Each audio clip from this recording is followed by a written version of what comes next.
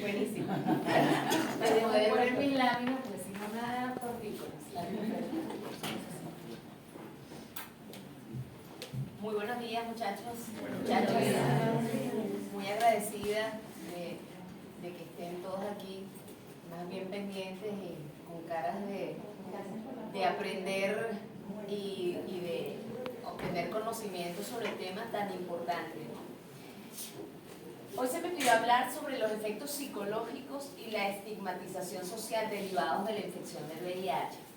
Ustedes dirán, y la mayoría de ustedes saben lo que es el VIH, hay mucha información dentro de los colegios sobre los efectos del virus a nivel corporal, pero se nos habla poco de lo que nos pasa a nivel emocional y psicológico cuando estamos enfrentando una infección de VIH. Es muy poco lo que se sabe o lo que generalmente la gente sabe del drama emocional que pasa una persona cuando está en esta situación. Ayer en la mañana estaba leyendo, y para seguir un poquito el tema de Luisa, acerca de lo que ha pasado después del COVID. Pues parece ser que el COVID también ha variado el VIH y ahora hay una nueva cepa que es más virulenta que las anteriores. Entonces hay que tomar en cuenta que no sabemos ahora cómo se comporta esta nueva cepa de virus y tener todos los controles del que nos ha hablado Luisa anteriormente, y que, bueno, que esta infección pues sigue hasta no tener la cura o la vacuna para esta infección. Entonces tenemos que tener en cuenta esa situación novedosa, ¿no? Cuando una persona se entera que tiene el VIH, entra en un proceso de duelo. Es un duelo porque hay una pérdida. ¿Qué perdemos allí? Bueno, perdemos la salud en primera instancia, perdemos la visión que teníamos anteriormente de nuestra vida, perdemos lo que creíamos que iba a ser nuestro futuro y por supuesto entramos en esa condición emocional de duelo, como si se nos hubiera muerto alguien. Específicamente es esa sensación terrible de pérdida, ¿no? La primera fase en donde podemos centrarnos dentro de esta situación psicológica es la fase de negación. Una persona que ha sido informada de su estado cero positivo dice, en ese caso de estar negándose a la situación, dice estar totalmente sana. Dice que el resultado es un error. No toma ninguna medida al respecto. Se ve muchas veces esa situación cuando, no, eso es mentira. Déjame ir a otro laboratorio a hacerme la prueba. Y voy a otro, y otro, hasta que finalmente pues, todos los laboratorios dicen que es positivo y entran en esa fase bueno, yo no lo creo, yo no he tomado conductas de riesgo. Eso es una enfermedad de homosexuales porque todavía se cree esa situación. Entonces, como yo no soy homosexual, pues definitivamente no puedo tener esa infección. Y se va teniendo esa sensación de que yo no tengo el VIH. Luego entramos en una fase de cólera. Lastimosamente no veo.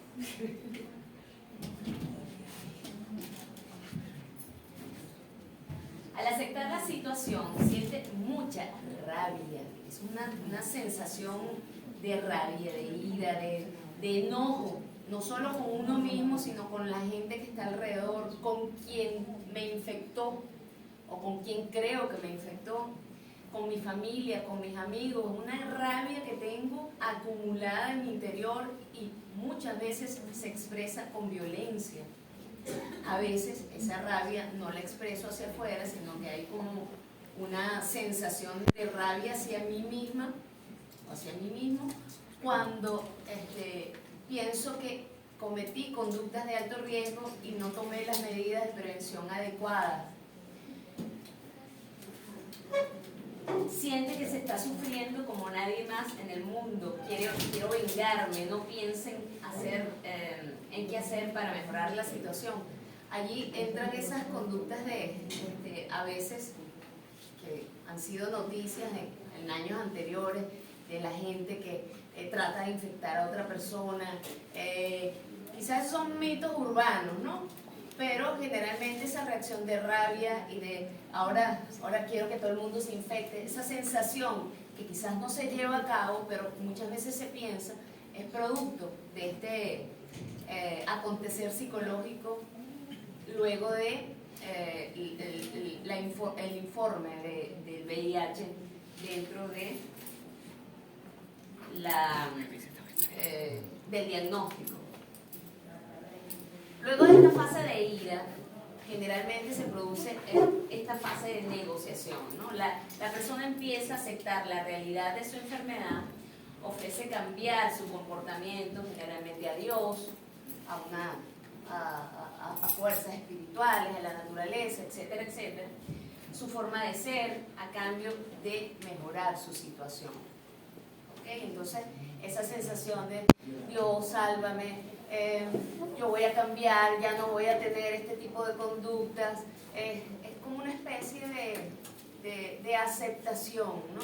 Muchas veces en esta negociación caemos en esa fase medio de aceptación en donde generalmente, bueno, ya creo que tengo la infección, pero puede ser que si rezo mucho o me echo un enramado tipo bruja o voy a la montaña de Sorte, quizás eso me cure de la situación. Se buscan ese tipo de soluciones mágicas que finalmente no ejercen ningún tipo de diferencia dentro del diagnóstico, pero que finalmente a veces calman la situación emocional, ¿no? Yo no, bajo ningún aspecto estoy diciendo que no se busque ayuda espiritual ni religiosa, porque en la mayoría de los casos definitivamente le sirve como consuelo a la persona, pero si no se acepta la situación, vamos a seguir cayendo en conductas de riesgo. Luego que ya sabemos, ya entendimos que la situación, que el virus está dentro de nuestro cuerpo, generalmente viene esta fase que es terrible de depresión, ¿no? Se siente culpable, desdichado, no ve ninguna posibilidad de mejora de la situación, no tiene ganas de hacer nada, no quiere comer, no sale de su casa, no quiere ir al médico, se aísla socialmente, no quiere ver a nadie, y muchas veces aquí en esta etapa generalmente nos traen a estos pacientes que ya finalmente la familia, por lo menos el entorno más cercano, sabe de su situación y sobre todo cuando son muchachos jóvenes. Hace poco, por ejemplo,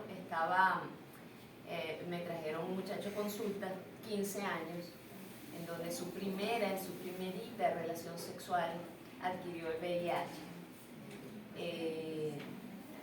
La sensación de depresión, de rabia, de ira que tenía, porque además las tenía todas a la vez, primero decía, no, yo no lo tengo, después tengo rabia, no puedo levantarme, o sea, era un compendio de facetas que estaba viviendo este pobre muchacho, 15 años, quizás hasta más joven que la mayoría de ustedes, que obviamente no tomó las precauciones necesarias para mantener su primera relación sexual y pues adquirió en esa única relación sexual el VIH, ¿no? Entonces tenemos que tener en cuenta que nosotros sí somos susceptibles a ser infectados, que por ser nuestra primera relación sexual no estamos exentos de adquirir el VIH. Entonces, finalmente tenemos que cuidarnos. Es responsabilidad de ustedes. Su vida es su responsabilidad. Nosotros como padres, como orientadores, como representantes, como psicólogos, como médicos, podemos ayudarlos, pero finalmente la responsabilidad la tienen ustedes, porque ese es su cuerpo y finalmente su vida. Tienen que cuidar. Luego viene esa faceta de resolución, en donde hay una aceptación real.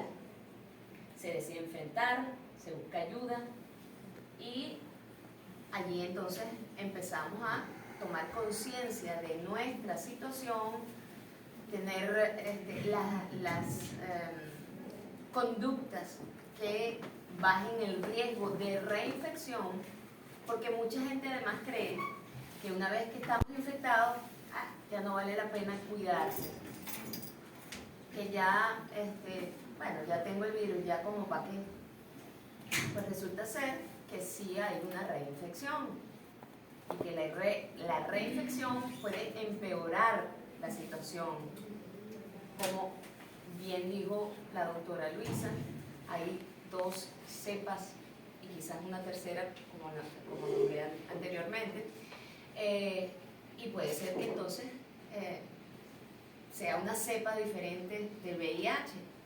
Entonces empeoramos nuestra situación, o si ya tenemos unos niveles bajos porque hemos entrado en tratamiento del virus en nuestro cuerpo, pues entonces volvamos a elevarlos con una cantidad que anexa que adquiramos mediante una nueva relación sexual.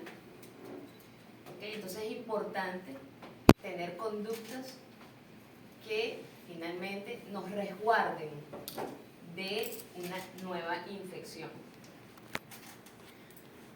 Una vez que la persona acepta su estado y busca ayuda, esta ha dado un gran paso. Sin embargo, durante el transcurso de la infección y la enfermedad, nuevamente pasará por varios estados emocionales, desencadenados por motivos internos o externos a la persona.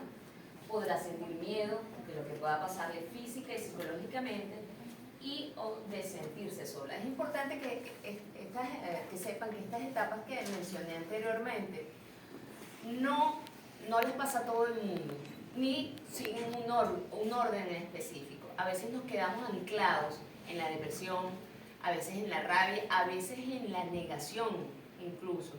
Es decir, yo no tengo SIDA y sigo mi vida tal cual, sin ningún tipo de tratamiento, sin ningún tipo de prevención para cuidar a mis otras parejas sexuales, etcétera, etcétera. Entonces, es importante saber que finalmente uno puede navegar por estas etapas y se puede saltar. No siempre pasamos, todos tenemos características de personalidad que son diferentes y finalmente pues nuestra conducta puede variar frente a esta información de la adquisición del VIH. Entonces sentiremos ansiedad como una manifestación de miedo o de impotencia. Podrá deprimirse, querer dejar atrás los esfuerzos psicológicos, económicos, hechos para frenar la enfermedad y por lo tanto dejará el tratamiento.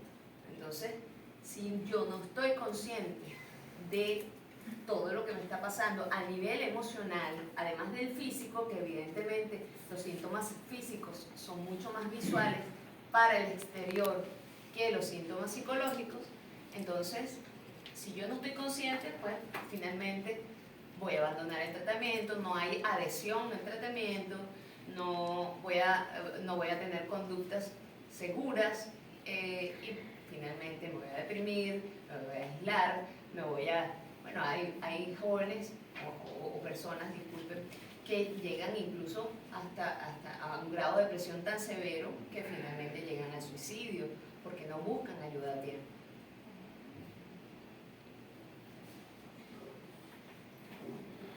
Por supuesto hay una sensación de culpabilidad enorme, ¿no? hacer sufrir a la familia o de la posibilidad de haber contagiado a otras personas. Asimismo puede defenderse contra otras herramientas como fantasías sobre su estado, pensar o decir, en realidad no estoy enfermo, ya me curé, o egocentrismo. Finalmente, esa sensación de culpa hace que estemos centrados en esa emoción egocéntrica de yo no puedo salir de aquí, yo soy el culpable, yo no puedo seguir manteniendo relaciones sociales con otras personas, por mí se enfermó mi pareja o mi hijo. Entonces, evidentemente la culpa, esa sensación culposa, destroza todas las relaciones interpersonales, hace que nosotros nos centremos en nosotros mismos y finalmente no podamos superar la situación.